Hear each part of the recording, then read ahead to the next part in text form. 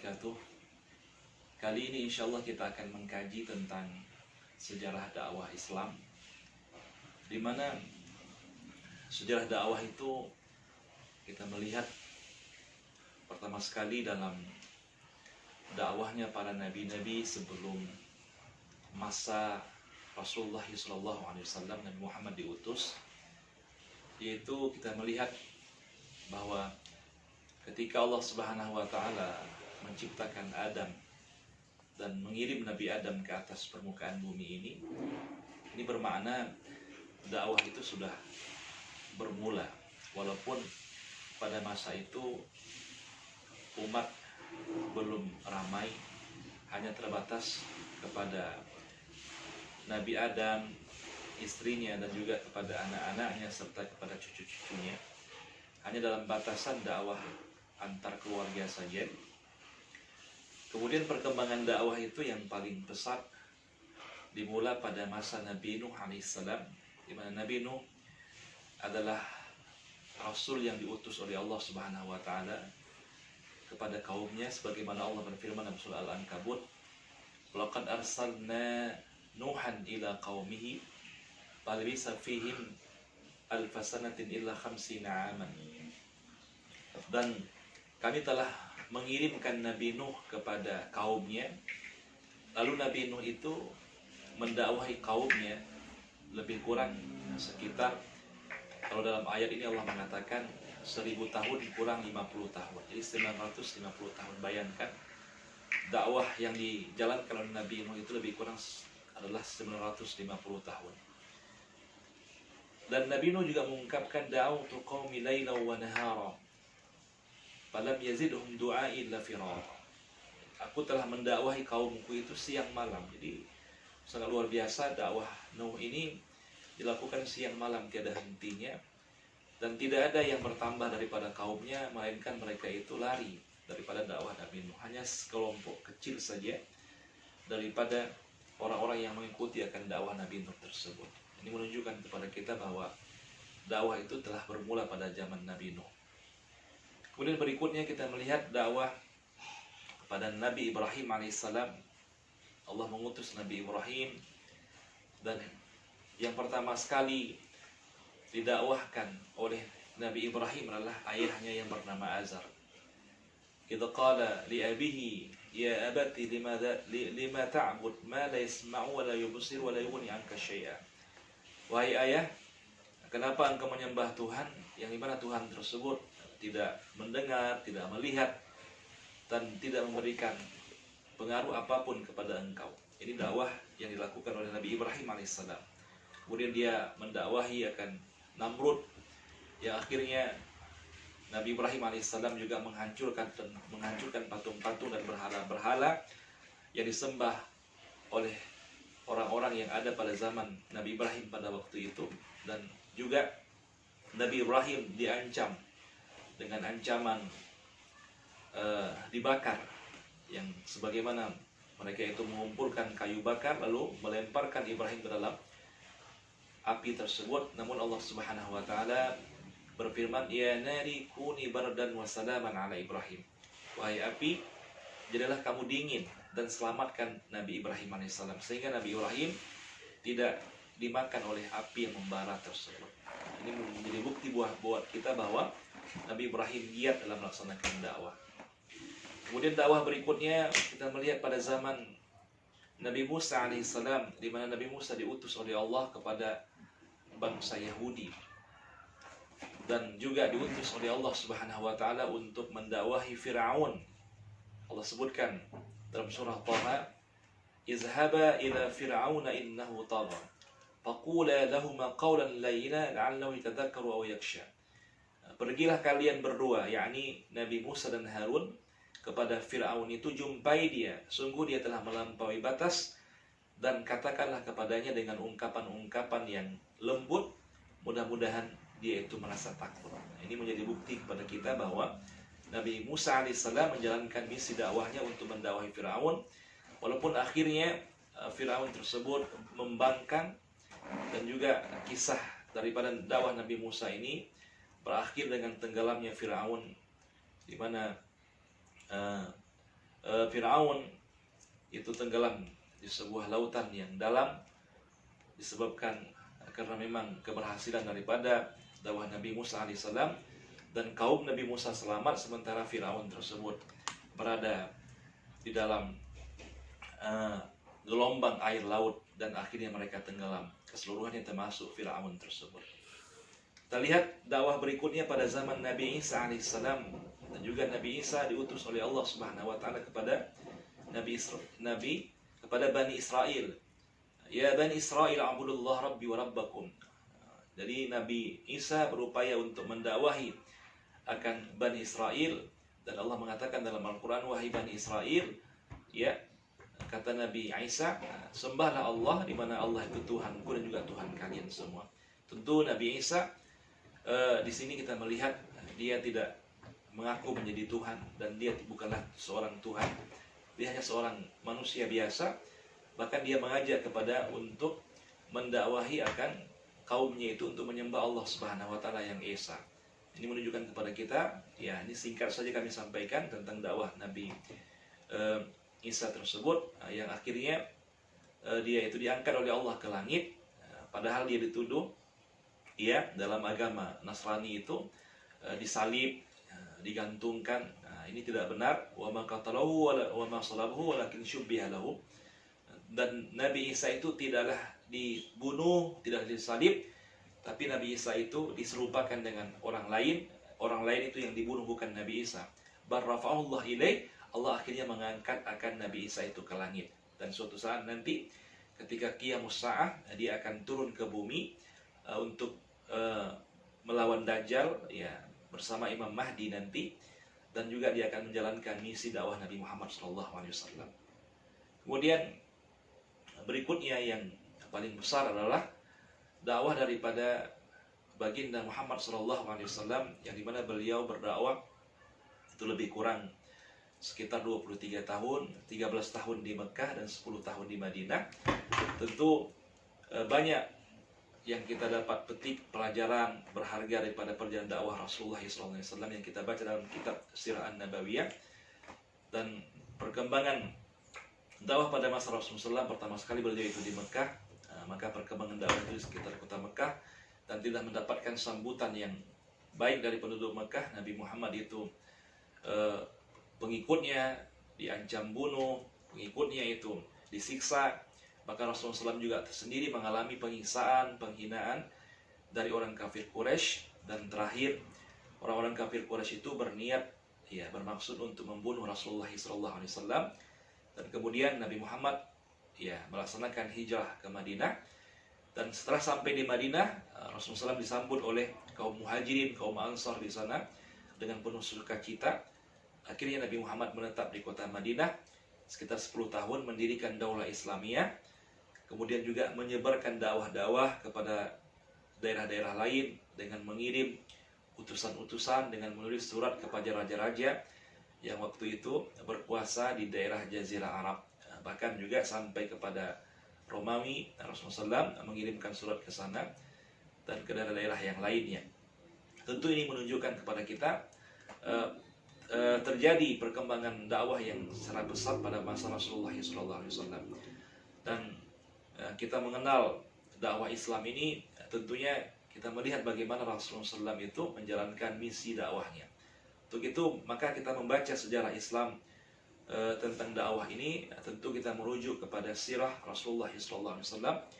Kemudian berikutnya dakwah pada masa Khulafaur Rasyidin, Abu Bakar, Umar, Utsman dan Ali. Ini tentunya juga telah menjadikan dakwah itu semakin luas wilayah kekuasaannya.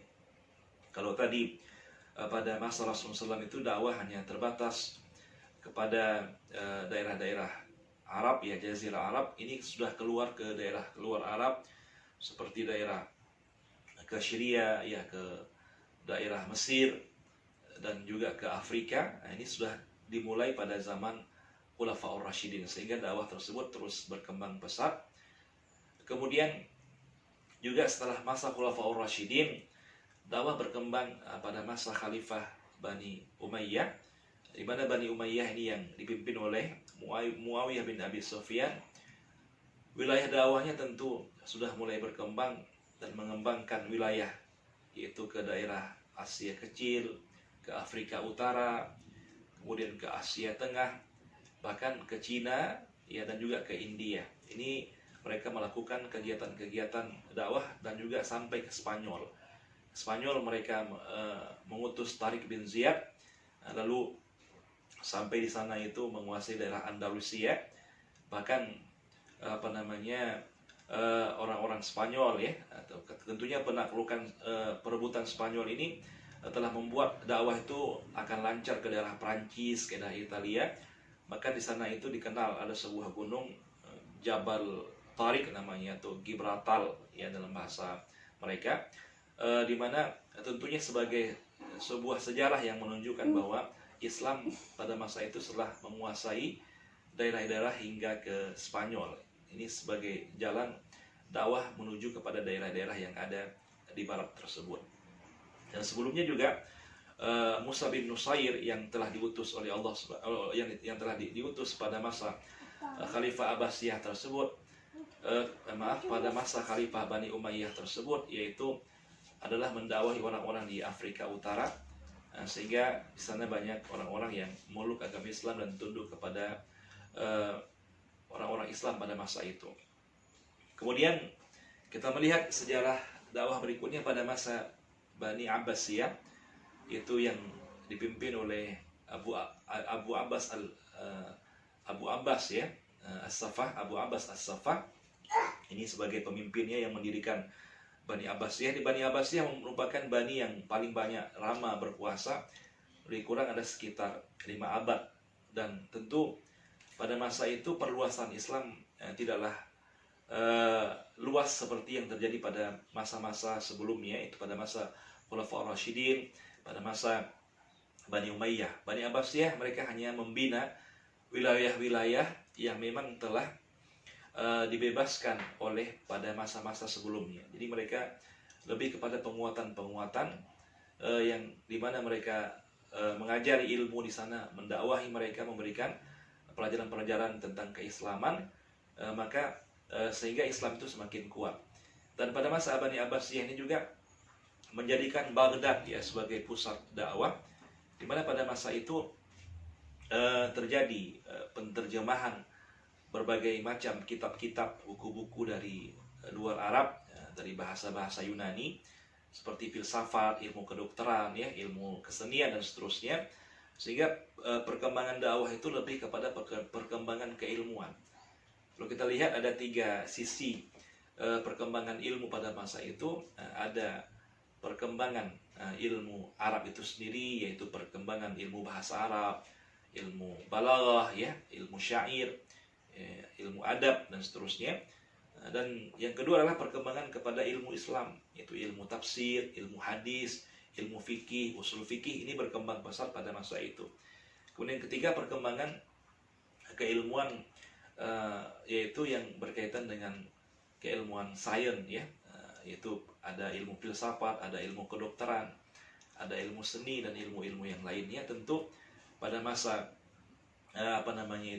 Khalifah Abbasiyah ini lebih kepada penguatan keilmuan. Tentu hal ini juga memperkuat akan dakwah dari sisi dakwah secara kultural, ya, yaitu membangkitkan keilmuan-keilmuan dalam bidang dalam berbagai bidang yang memang itu menjadi pondasi kehidupan, seperti yang kami sebutkan tadi, ilmu Islam, ada ilmu bahasa Arab, dan juga ilmu-ilmu yang berkaitan dengan sains. Nah, ini yang terjadi pada masa Abbasiyah. Kemudian kita lihat juga sedikit, ya, sebagai landasan dakwah buat kita bersama, yaitulah dakwah di Asia Tenggara. Masuknya Islam di Asia Tenggara ini ada 3 teori mengatakan. Teori pertama itu masuknya Islam di Asia Tenggara ini, ada yang mengatakan pada abad pertama Islam, pada abad pertama Hijriah, itu berarti pada masa Khalifah itu. Ada yang mengatakan pada masa Rasulullah SAW, Rasul masih hidup. Ini tentunya kalau abad pertama Hijriah tentu Rasulullah SAW masih hidup, karena Rasulullah itu wafat pada tahun 11 Hijriah. Maka teori ini mengatakan Islam itu masuk dari Mesir, atau dari Arab, datang dari Arab lalu masuk pada Asia Tenggara. Nah, teori kedua mengatakan bahwa Islam itu masuk melalui India pada abad ke-8 Masehi. Teori ketiga mengatakan bahwa Islam masuk ke Asia Tenggara ini pada itu melalui jalur Bangladesh ya. Jadi ini semuanya ada landasan-landasan secara ilmiah, kami tidak menyampaikan secara detail, hanya singkat saja. Kemudian berikutnya itu adalah kita lihat masuknya Islam ke Indonesia. Pada tahun 1963 pernah diadakan seminar di Medan, Sumatera Utara tentang awal masuknya Islam ke Indonesia dari mana. Maka mereka menyepakati ya bahwa Islam itu masuk pertama kali ke Indonesia ini pada tahun ke-1 Hijriah. Itu pada masa Rasulullah SAW masih hidup, itu 1 Hijriah. Itu datangnya daripada Arab. Nah, tentu dengan demikian disepakati bahwa Islam itu masuk ke Indonesia ini itu ketika Rasulullah SAW masih hidup, itu pada 1 Hijriah. Tentu hal ini menunjukkan kepada kita bersama bahwa Islam ke Indonesia ini waktu Rasulullah masih hidup, Islam sudah masuk ke Indonesia. Dan masuknya Islam ke Indonesia ini melalui, ada yang mengatakan melalui perdagangan. Jadi orang-orang Arab itu melakukan perdagangan, lalu dia singgah di beberapa negara seperti India, Cina, lalu mereka masuk ke Indonesia. Ada yang mengatakan langsung datang ke Indonesia, dan tepatnya itu di Aceh ya, di Pasai. Nah, di Pasai itu mereka turun di sana. Tentunya mereka melakukan perdagangan, bahkan juga perkembangan Islam pada masa itu melalui perkawinan. Jadi orang-orang raja-raja di Aceh ini suka mengawinkan putri-putri mereka itu dengan saudagar-saudagar yang datang daripada Arab, karena mereka itu banyak uang dan berduit. Maka mereka mengawinkan putri-putri mereka dengan yang datang daripada Arab tersebut. Nah, tentunya sebelum mereka dikawinkan, terlebih dahulu masuk Islam. Tentunya anak-anak cucu mereka ini sebagai bentuk perkembangan daripada orang-orang yang Islam di Indonesia ini. Nah, maka oleh karena itu sejarah mencatat bahwa Islam masuk pertama sekali ke Indonesia ini tepatnya di Aceh, jalur Aceh ini tentu pada awal-awal abad pertama Hijriah. Nah, kami hanya menyampaikan tentang sejarah dakwah ini secara singkat. Kemudian Islam juga terus berkembang sampai saat ini. Kita lihat di Indonesia, lihat juga perkembangan Islam di Barat ya, dan juga perkembangan Islam di Afrika dan seluruh negara yang ada di dunia ini. Yakinlah bahwa Islam terus berkembang dimanapun manusia berada, maka di situ juga akan ada Islam. Rasulullah SAW bersabda dalam sebuah hadisnya, "Saya perlu hadzal amru ma balagha al-lail wan nahar." Islam itu akan tersebar, akan ada dimanapun ketika ada siang dan malam di sana. Jadi kalau seandainya ada daerah itu ada siangnya, ada malamnya, maka daerah tersebut akan ada Islamnya. Kita berdoa kepada Allah ya agar Islam itu terus berkembang. Ini juga sejarah yang kami sampaikan tadi di awal. Ya hanya sejarah singkat saja, dan secara detail ya, karena durasi yang kami sampaikan durasi yang singkat. Maka oleh karena itu ini menjadi catatan terbesar buat kita bahwa ilmu dakwah itu kuat. Nah, ini kalau kita kaitkan dengan kajian ilmu dakwah, sebab dari segi historis, dari segi sejarah telah tercatat ya secara akurat tentang dakwah itu sendiri, mulai daripada zaman Nabi Nuh alaihissalam hingga kepada zaman kita sekarang. Dan kita juga boleh melihat peninggalan-peninggalan sejarah itu ya, yang secara nyata kita lihat ya, dan dapat itu dijadikan sebagai alat bukti kepada kita bersama. Maka oleh karena itu ilmu dakwah itu bisa dijadikan sebagai sebuah ilmu, sebab memiliki sejarah yang sangat kuat sekali. Demikian yang dapat kami sampaikan, mudah-mudahan bermanfaat. Assalamualaikum warahmatullahi wabarakatuh.